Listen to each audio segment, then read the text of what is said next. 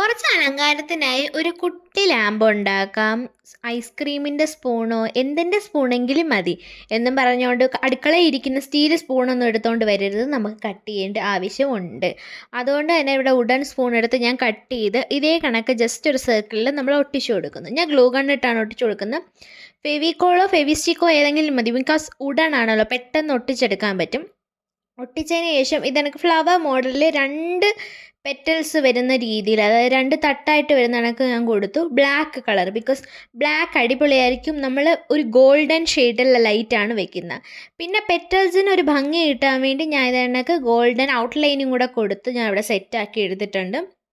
Full അകത്തും പുറത്തും നമ്മൾ ഔട്ട്ലൈൻ കൊടുക്കണം കേട്ടോ, എന്നാലേ കാണാനൊരു സുഖം കാണും. ഇതാ ഇപ്പം റെഡി ആയിട്ടുണ്ട്. ഒരു ലാമ്പും കൂടെ എടുത്ത് വെച്ച് കൊടുത്തു. കത്തിച്ച് നോക്കിയപ്പോൾ സാധനം കൊള്ളാം. രാത്രി കാണാൻ അടിപൊളിയാണ്. നിങ്ങൾക്ക് ഇഷ്ടമായെങ്കിൽ ലൈക്ക് ചെയ്യുക, സബ്സ്ക്രൈബ് ചെയ്യുക, കൂടെ കുടിക്കോ.